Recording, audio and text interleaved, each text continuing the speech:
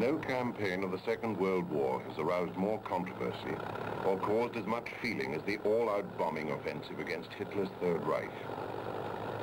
It was the longest battle of the war and one of the costliest in men and material.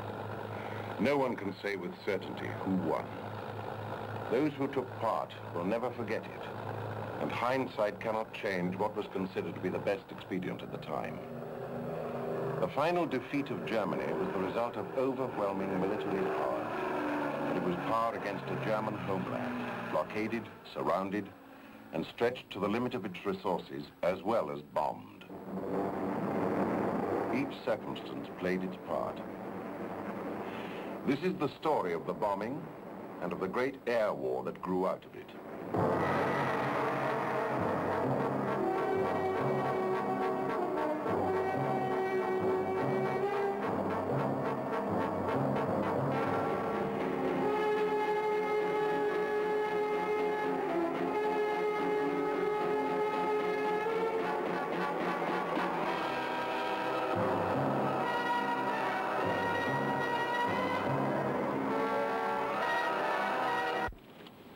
After the ravages of 1940, all Europe had fallen to the Nazis. Only Britain remained, unbeaten, defiant, and powerless. Nothing that Britain possessed could hit back and hurt the enemy, except bombers. In the night skies, the Wellingtons of Bomber Command were pioneering a new offensive. Their aim? Progressive and total destruction of Nazi Germany's war factories, her communications, her cities, and the morale of her people. I was posted to Bomber Command in November 1940. The War Cabinet had just ordered a sustained air offensive against German industry and communications with the object of fatally weakening their armed resistance. Of course, Bomber Command was much too small for such a task.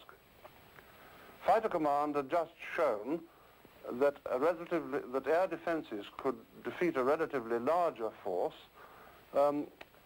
in a good strategic position.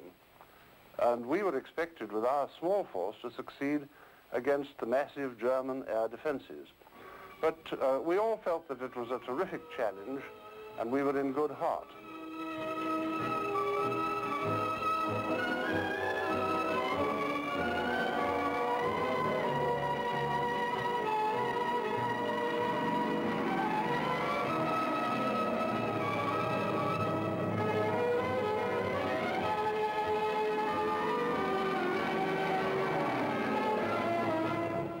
Goering had boasted that no bombs would ever fall on German cities. To defend his boast, powerful anti-aircraft batteries and strong fighter forces were pitted against the marauding bombers. The skies over Europe became a three-dimensional battleground.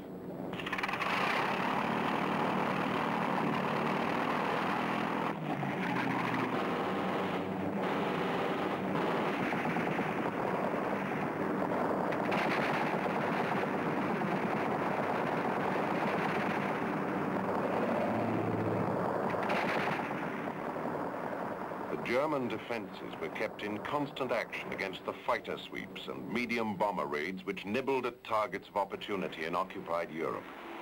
Most attacks were not of sufficient accuracy or strong enough to cripple vital industries. It did not take long for the Royal Air Force to realize that the hazards of using bombers in daylight over enemy territory could not be overcome except at unthinkable cost. An admiral may fight one or two fleet actions in the course of a war.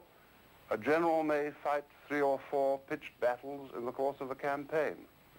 But a bomber commander has to commit his whole force over enemy territory on every suitable occasion, and so it goes on. For the young pilots and the crewmen of both air forces, the battles that developed nurtured the same skills, the same courage, the same fears. From 1940 onwards until the end of the war, I was a gunnery leader. First of all, a gunnery leader of a squadron, and then finally of a group headquarters. And in that capacity, I was responsible for the chaps who sat in the turrets in bomber aircraft. The majority of the lads that sat in tail turrets were, many of them, only in their late teens. I suppose the vast majority had joined the Air Force expecting to see exciting action, and it must have been, indeed I know it was a pretty horrifying awakening for them to find that they were in fact destined to sit in turrets, very cold, very frightened, very lonely, sometimes for 6, 7 and 8 hours on end. Winston Churchill made no secret of his determination to scourge the German nation and diminish their will to fight. It could be done, he believed, through air power, aimed straight at the workers, the factories, the cities, and the people of Germany.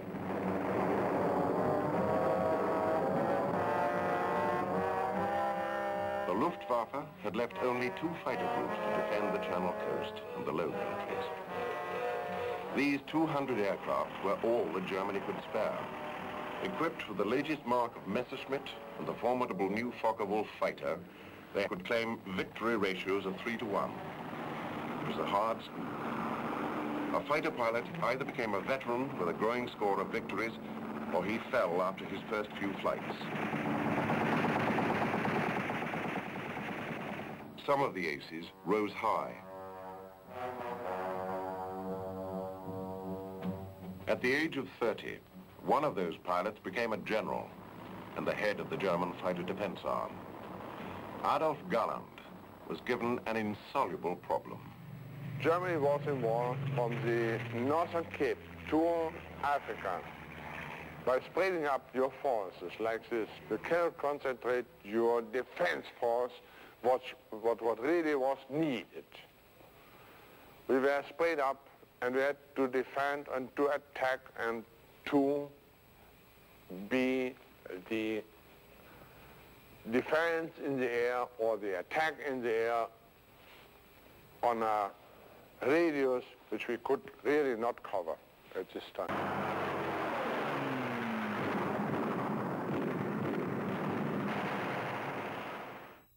Because of the difficulty in hitting specified targets at night, Bomber Command adopted the principle of area bombing. This method meant that although individual targets might not be hit, considerable destruction would be caused near and around them. War workers living in industrial areas would lose their homes, transportation would be dislocated, and public services disrupted. In this way, all forms of the enemy war effort would suffer damage. It was hoped even more fervently that the morale of the civilian population was being affected. But those who remembered the effect of bombing on London's morale might have wondered in which way. Gradually, German night fighter strength grew and was becoming a serious menace. In the course of 1942, 1,000 bombers had been lost, and aircraft production was having difficulty in reaching the required output. This was perhaps our worst period in the war, and I was angry and rather despondent. But the darkest hour is just before the dawn.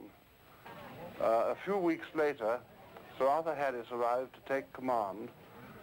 I'd served with him off and on for 20 years or more, and I knew him to be a great commander and a real tiger. He was astonished and depressed to find how little progress we had made during the last year, and realized that something must be done about it. That something was the first 1,000 bomber raid. Harris firmly believed that if we could concentrate a large number of bombers over one target, the result would be so terrific that everything would be changed. When the time came, the weather was bad, but at last it became just possible. We couldn't wait any longer, and Harris gave the order for the attack to take place. Nearly 1,000 tons of incendiaries were dropped on Cologne. It was estimated that the destruction by fire was 6 times greater than London had suffered during the entire Blitz. Its effect on morale in Britain was invaluable. Now Germany was to reap what she had sown.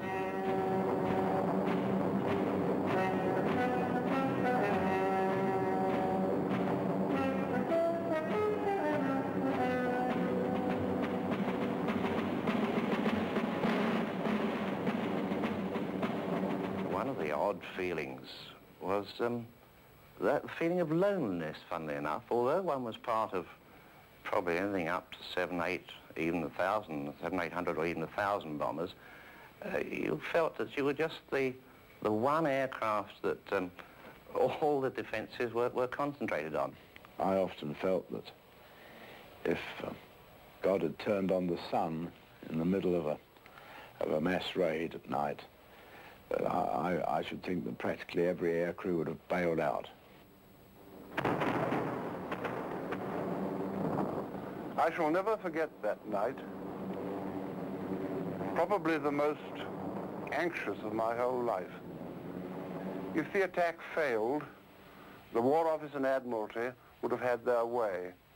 The future of the command would have been divided between North Africa, where the war could neither be lost nor won, and the Battle of the Atlantic, which was purely defensive. If this were to happen, we would lose the only weapon able to strike directly at Germany. In the sunshine of Casablanca, a troubled Churchill met Roosevelt. British shipping losses had been great, and the constant U-boat menace haunted his thoughts. The bomber offensive had not shown conclusive results.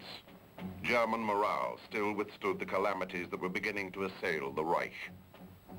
The Russians demanded a second front, and American planners were offering a European invasion within the year. But all the Allies could really offer was the destruction of Germany by bombing. The fateful directive from Casablanca was explicit. The military, industrial, and economic system of Germany was to be destroyed, and the morale of the German people undermined to a point where their capacity for armed resistance was fatally weakened.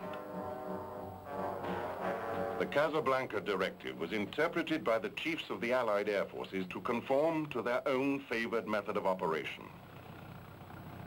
General Acre of the 8th United States Air Force saw it as his brief to begin strategic bombing by day with his flying fortresses.